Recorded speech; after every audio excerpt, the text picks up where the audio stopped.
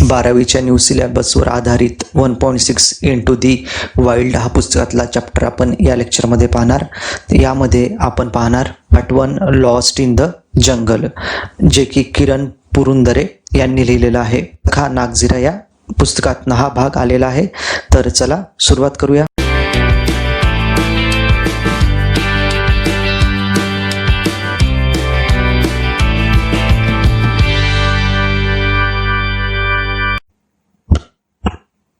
किरण पुरुंदरे born 1961. किरण पुरुंदरे यांचा जन्म 1961 ला झाला. आफ्टर बीकॉम त्यांनी आपलं बीकॉम केल्यानंतर ही स्टडीड एन्व्हायरमेंटल स्टडीज, त्यांनी पर्यावरणशास्त्राचा अभ्यास केला. At Jordanhill College Education in Scotland. Jordanhill College Education या कॉलेजमध्ये, जे कॉलेज स्कॉटलँडमध्ये, इथे त्यांनी आपला पुढील अभ्यास केला. He is a recipient of साहित्य पुरस्कार. त्यांना एक सर्वोत्कृष्ट असा साहित्याशी संबंधित साहित्य पुरस्कार मिळाला आहे. पुणेच भाई माधव बांगल अवॉर्ड या व्यतिरिक्त त्यांना पुण्याचा भाई माधव बांगल अवॉर्ड हा भेटलेला आहे, जे की पुणे जिल्ह्याकडनं त्यांना मिळाला आहे. अँड बेस्ट लिटरेचर अवॉर्ड आणि सर्वोत्कृष्ट साहित्य अवॉर्ड त्यांना मिळाला आहे. हा अवॉर्ड त्यांना या संस्थेकडनं मिळालेला आहे. Cultural department of Maharashtra state त्यांना हा अवॉर्ड फॉर हिज सखा नागझिरा या कृतीसाठी त्यांना अवॉर्ड मिळालेला आहे. He spent 400 days inside Nagzira. त्यांनी जवळपास 400 दिवस नागझिरा या जंगलामध्ये घालवले. And nearby forest areas, अजून आसपासच्या एरियामध्ये. And wrote this award winning book, आणि त्याचमधनं त्यांनी हे पुस्तक लिहिलं, सखा नागझिरा, की ज्याला कल्चरल डिपार्टमेंट ऑफ महाराष्ट्राचा बेस्ट लिटरेचर अवॉर्ड मिळालेला आहे. This excerpt has been taken from the same. अजून हा जो आज आपण जो पॅसेज अभ्यासणार आहोत तो याच पुस्तकातनं घेतलेला आहे, सखा नागझिरामधनं. He is wild life expert. ते एक वाईल्ड लाईफ एक्सपर्ट होते. आता इकडे लक्ष द्या, हे दोन वेगळे शब्द आहे. हा आहे एक्सर्प्ट म्हणजे पुस्तकातला काही भाग, आणि एक्सपर्ट म्हणजे माहीतच आहे. एक्सपर्ट म्हणजे काय होते, निपुण व्यक्ती. A bird watcher. He is a wild life expert. ते वाईल्ड लाईफ एक्सपर्ट होते, बर्ड वॉचर होते, म्हणजे पक्षी निरीक्षण करणारे होते. अ रायटर, पुन्हा ते एक लेखक सुद्धा होते, Kiran Purandare. And honorary wild life warden म्हणजे जंगलातील नियमांचे पालन ते करून घेत होते, या अर्थाने इथे वॉर्डन आलेला आहे. वॉर्डन म्हणजे नियमांचे पालन करून घेणारा व्यक्ती. तर ते असे सन्माननीय वाईल्ड लाईफ वॉर्डन होते, नियमांचे पालन करून घेणारे व्यक्ती होते in Maharashtra. He is also the founder. पुन्हा त्यांनी ही संस्था सुद्धा स्थापन केली होती, ऑफ निसर्ग वेध ऑर्गनायझेशन. संस्थेचं नाव आहे निसर्ग वेध ऑर्गनायझेशन, आणि हे व्यक्ती आताही जिवंत आहे. Which works for nature conservation. आणि ही जी संस्था आहे निसर्गाच्या कन्झर्वेशनसाठी ती काम करते, संगोपनासाठी.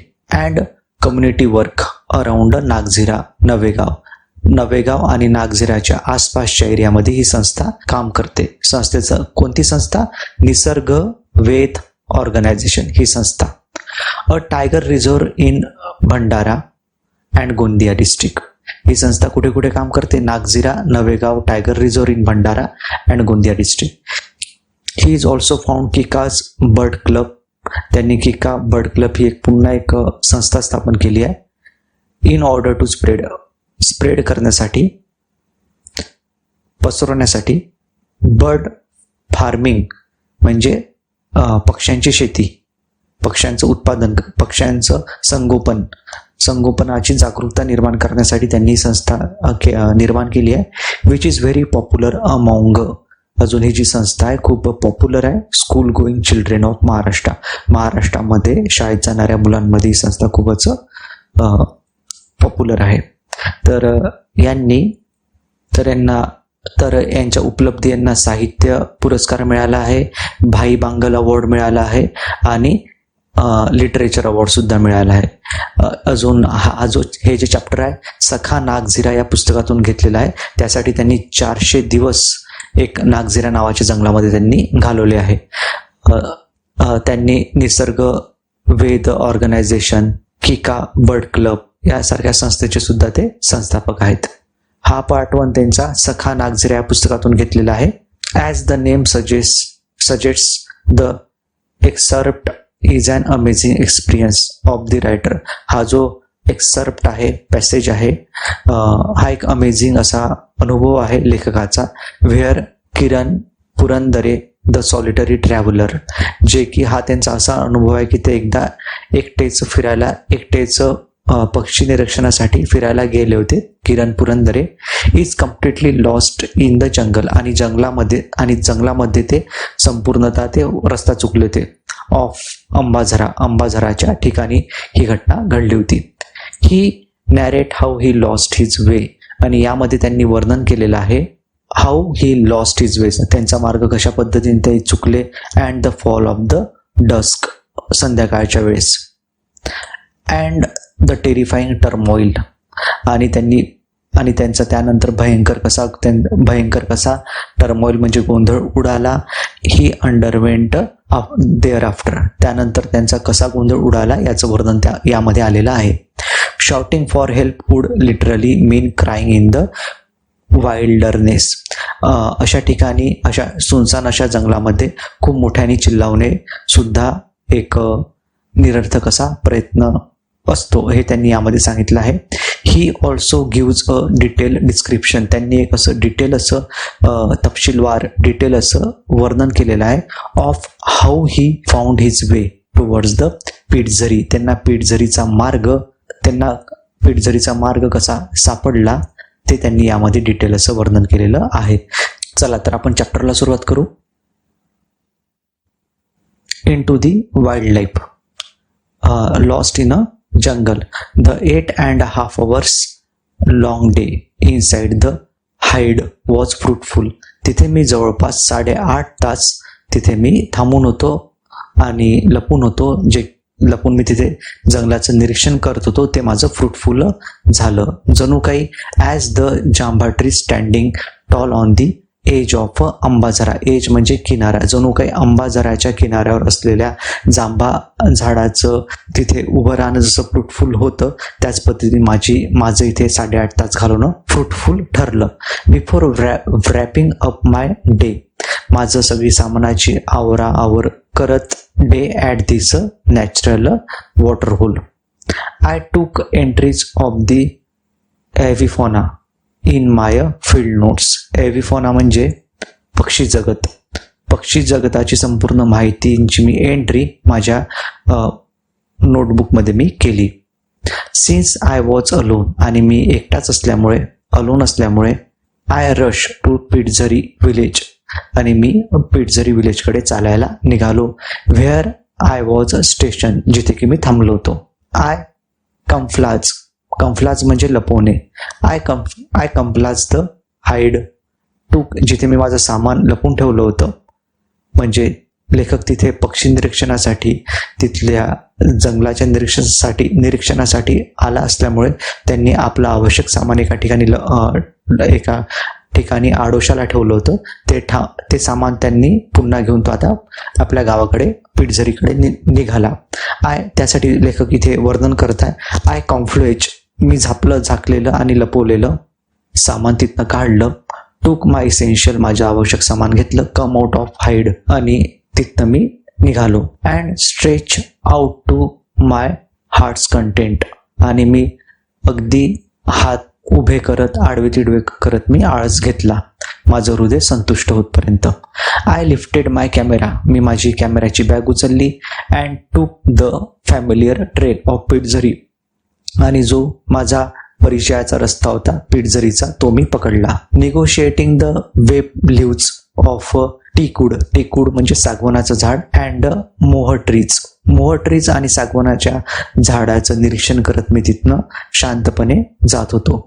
Trying to make a minimal sound, आणि मी प्रयत्न करत होतो की कमीत कमी आवाज करण्याचा मी प्रयत्न करत होतो. I was treading cautiously among the woods म्हणजे जंगल. अजून मी खूपच कॉशियसली तिथनं जात होतो, कारण की मी इथे एकटा होतो. Walking alone in a jungle needs more alertness, कारण की जंगलामध्ये एकट्याने चालणं त्यासाठी खूपच गरजेचं राहते. अलर्टनेसची, जागृतीची. Than walking with the companion. जर आपण कोणत्या समूहासोबत गेलो तर अलर्टनेसमध्ये कमी जास्तपणा चालू शकतो, परंतु एकटंच जर आपण जंगलात राहिलो तर खूप आपल्याला अलर्ट राहावं लागते. I was alone here like a fox. जणू काही कोल्ह्याप्रमाणे मी इथे एकटाच होतो, कारण की कोल्हे सर्वसाधारणतः एकटेच फिरतात. Following the trail silently. अजून माझा जो मार्ग होता तो मी आपल्या मार्गाने शांतपणे चालत होतो. Watching the wide open eyes. आणि इकडे तिकडे उघड्या डोळ्यांनी मी सगळं काही तिथे पाहत होतो अलर्टपणे.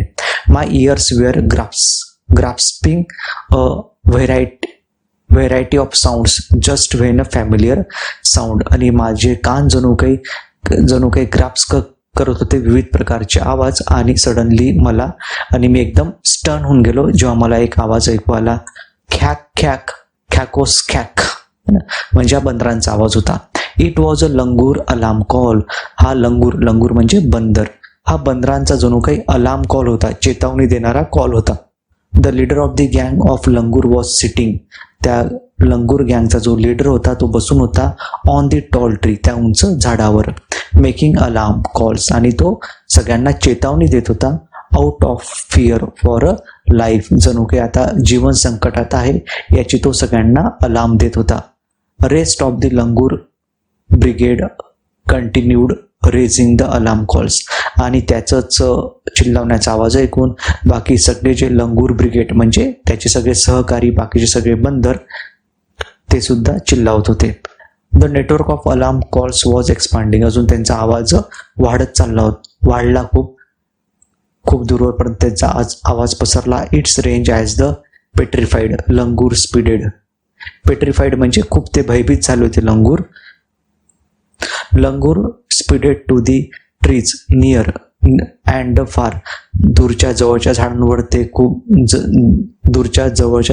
ते जात होते. And secured their place on the top. आणि टॉपच्या जागेवरचं ते प्लेस सिक्युअर्ड करत होते, म्हणजे ते स्वतःला वाचवण्यासाठी, येणारा धोका लक्षात घेऊन ते स्वतःला वाचवण्यासाठी झाडाच्या उंच भागावर ते सगळे बंदर जाण्याचा प्रयत्न करत होते. ऑल धिस अपव्हील, ही जी अपव्हील म्हणजे उलथापालथ, ही जी सगळी जी उलथापालथ सुरू होती, was created by only one animal. ही सगळी एका ॲनिमलमुळे उलथापालथ सुरू होती. Presence a leopard. तिथे कोण असण्याची आशंका होती? लेपर्ड असण्याची आशंका होती किंवा लेपर्ड येण्याची आशंका होती, म्हणून तिथे ही सगळी उलथापालथ सुरू होती. Many animals make alarm calls. आणि एवढंच नाही तर दुसरे ॲनिमल सुद्धा चेतावणीचे कॉल देत होते, म्हणजे ते सुद्धा एका वेगळ्या पद्धतीने चिल्लावत होते की जणू ते आपल्या सहकाऱ्यांना जागरूक करत आहे. When they see a predator म्हणजे शिकारी, की कोणीतरी आपली शिकार करायला येत आहे अशा भावनेने ते चिल्लावत होते. म्हणजे यातनं असा अर्थ होता tiger or leopard near by, की जवळपासच कुठेतरी टायगर किंवा लेपर्ड, टायगर म्हणजे वाघ, लेपर्ड म्हणजे चित्ता, हे कुठेतरी जवळपास आहे याचं त्यांना लेखकाला आयडिया आली.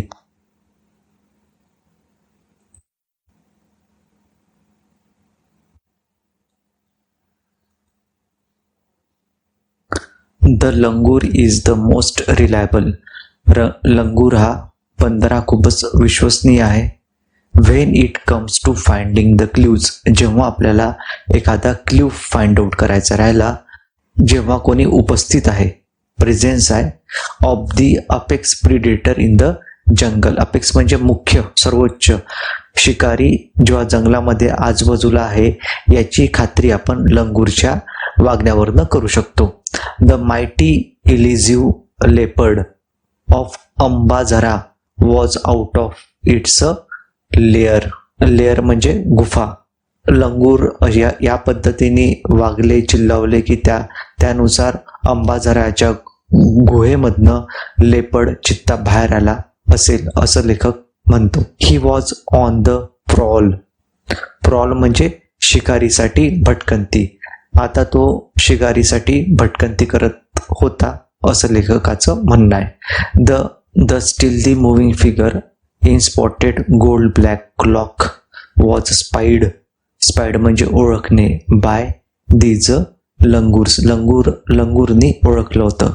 काय तर सोनेरी, गोल्ड आणि ब्लॅक कलरच्या बुरका घालून जणू कोणीतरी येत आहे, तो चित्ता येत आहे असं लंगूरने ओळखलं होतं.